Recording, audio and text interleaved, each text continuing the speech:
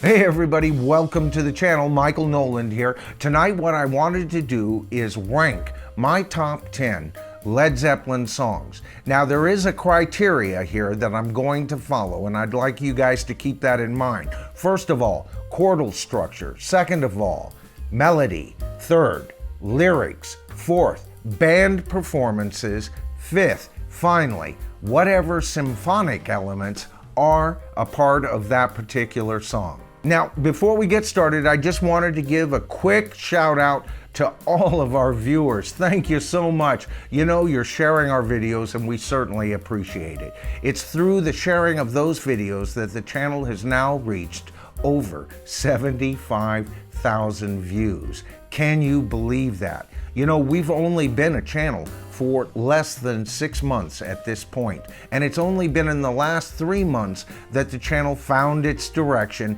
and in those 3 months the channel has experienced phenomenal growth, and I want to thank each and every one of you. You know, if you've thought of subscribing to the tribe, it's so easy. Hit that subscribe button, hit that top bell notification, and you'll be notified of all future videos. But let's get on to my list. Alright, so first of all, before we get into the top 10, I did want to mention an honorable mention here, and that is the song Poor Tom. If you remember, in my last video, I said that would have been one of my top 10 Led Zeppelin songs. But you know, the more I looked over everything that they've recorded and everything, it just couldn't help but miss it by that much. What a wonderful song, and it is truly a good song. And for more information on that song, take a look at my video where I review Coda. Another honorable mention is Babe, I'm Gonna Leave You from their first album. I've always loved this song from the second I heard it. This one and Good Times, Bad Times, they hold a real tug at my heart, so to speak. I'm emotionally attached to these songs, but as far as structure and everything, they didn't quite make the list, okay? All right, and then a final honorable mention, and that is the song Four Sticks. Now, I covered that quite heavily in my review of Led Zeppelin 4, where I mentioned that Robert Plant's lyrics here are just wonderful. You know, it's here where Robert truly uses his writing to explore elements such as water and colors and all of those fascinating elements of songwriting. He does an excellent job on here, and this song also missed the top 10 list by that much. So that gets us to number 10. Number 10, Achilles' Last Stand. You know, from the very first time I heard this song, I knew this album was going to be good. It just had such a good send-off. It puts you in the perfect mood to listen to the rest of Presence. But it's not just the powerful chord structures and the performances of this band. The lyrics here really explore understanding and recognizing seasons in life, and using the analogy of flights of birds as they fly south for the winter is a wonderful analogy and a useful tool to get across what Robert's trying to say here. You know, the song indicates that the narrator is recognizing a season in his life, that he needs change, and that he needs even adventure. And this song explores all of those qualities so wonderfully. Achilles' Last Stand, number 10. Number 9, Immigrant Song. Now this song, what can you say? Any song that has the lyrics, Valhalla, I am coming, has got my attention, right? But you know, it's also the song structure and how they mix the band. Now, if you remember from their first single, they didn't want to release that single, but their first single in America, there was a very powerful band sound. And Robert Plant sang above that, real fine. But with this song, he almost seems to be above the band, doesn't he? You know, the band themselves seems to be less impactful, and I think that's accomplished by bringing Robert Plant up into the mix to equal the power of the band itself.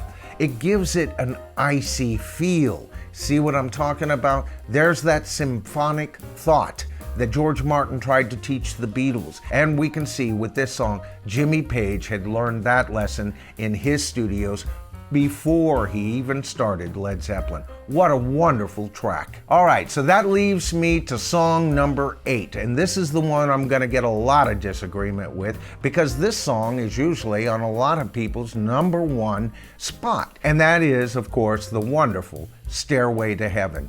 Now, this song, talk about chord structure, it's got it all. I know there's been some dispute as to whether Jimmy had kind of nicked this chord structure from the band's spirit. After all, they had had some connections and all of that. But as I've stated in the past, a chord sequence isn't copyrightable, okay? All kinds of songs can be made from the very same chord structure. So I'm not going to get into an argument with that. But the lyrics, oh my goodness, you can take them at face value and think of them as a story that Robert's telling you as the band kind of reenacts the story with its dynamics played. All wonderfully done. But there's more to this song.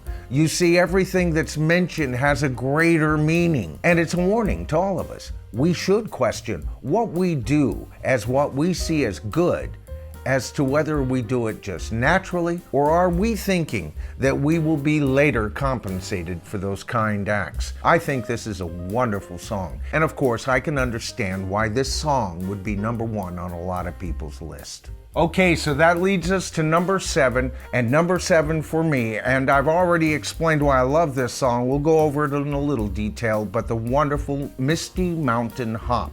I love the whole narration of this song. He tells a story, and as you listen to it several times, you find out, wait a minute, you know, he's talking about days and days and people that he engaged and how that connects to the woman that he loves or might love, might not, still making up his mind. But in the end, he realizes it's all bullshit and he has to escape to the Misty Mountains. And of course, any song that is Tolkien based, I'm going to give a little bit of extra credit every single time. Can't help it, folks.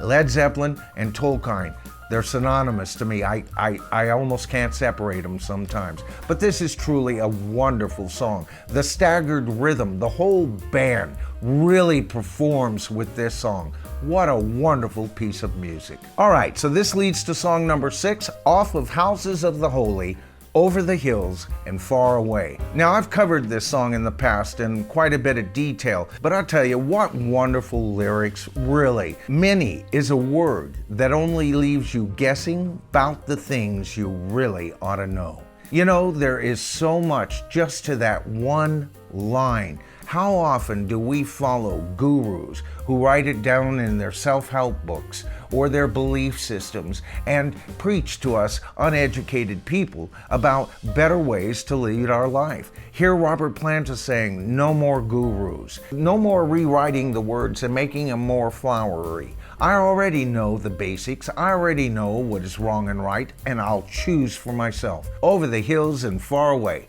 one of my favorite Led Zeppelin tracks of all time. All right, so for my number 5 spot, we go back to the second Led Zeppelin album, the song Ramble On.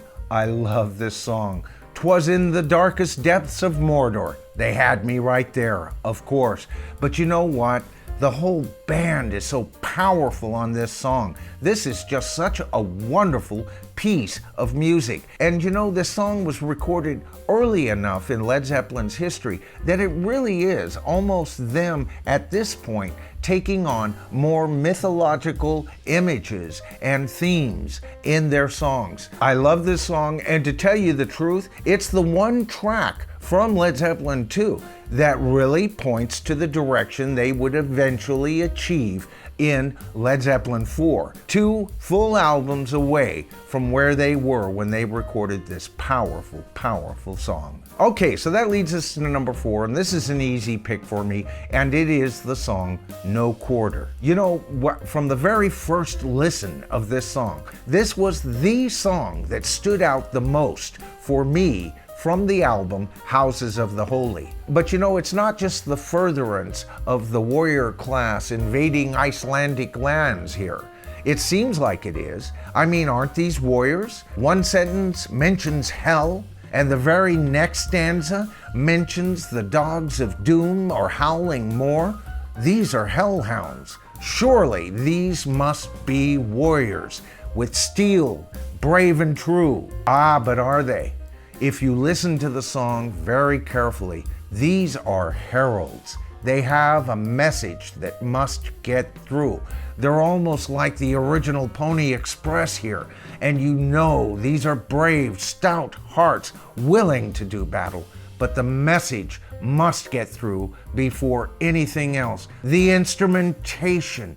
John Paul Jones on this album is fabulous, and I just love this track. One of my very favorite, well, my fourth favorite Led Zeppelin track of all time. Okay, so that leads us to the top three songs, which is my choice for the third very best Led Zeppelin song of all time, A Whole Lot of Love. Now, this isn't one of those songs that are really tricky to figure out, folks. You know, basically it's about having sex, and it is about having the very best sex you've ever had in your life. With Jimmy's guitar on this song, he paints strokes of ecstasy, doesn't he? He exudes a true climax to his sounds here. What a wonderful song. An unapologetic song. It's about what it is. This is one of Led Zeppelin's finest tracks of all time. You know, I never get tired of hearing this song, and it is on the radio all the time. I turn it up, I crank it up,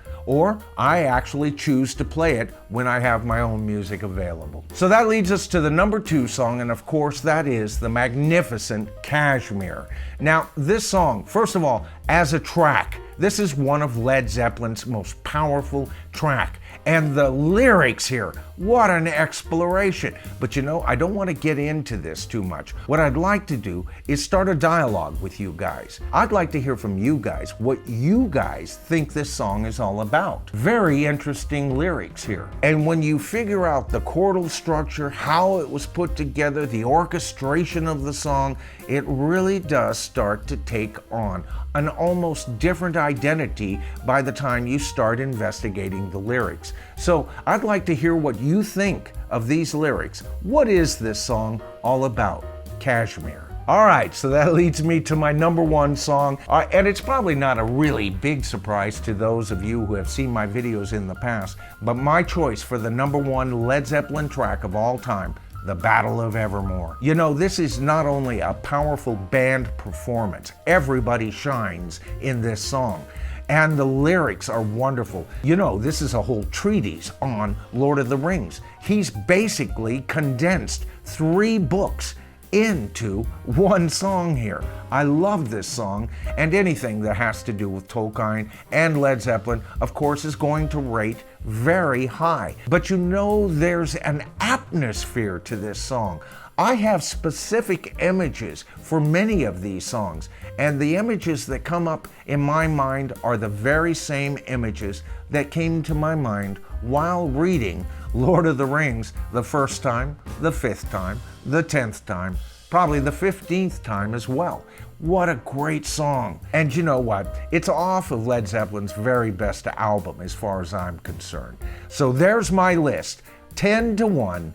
Couple of honorable mentions for you, and don't forget, I am in the middle of putting together my Presence review. I'm going to be reviewing the album Presence by Led Zeppelin, and then I'm going to follow that up with In Through the Outdoor, and then I'll tie up all of these points I've been talking about, including these songs. This all fits in to the final point here. All right, so that's the video for today. I want to thank you guys for viewing the video as always. If you see any names in front of me, of course, those are brand new subscribers. I always give them a shout out, folks. I'm always very thankful for you guys subscribing to the tribe. And you know, for those of you who haven't, it's real easy. Just hit that subscribe to the tribe button, hit that top bell notification, and you will, like these folks, be notified of all future videos. Also, I want to mention that I'm also in the middle of writing my video on the magnificent Dark Side of the Moon by Pink Floyd. That's coming up soon as well. All right, so that about covers it for tonight's video. You know, I'm Michael Noland, this is The Bottom Line, and I'll see you in the next video.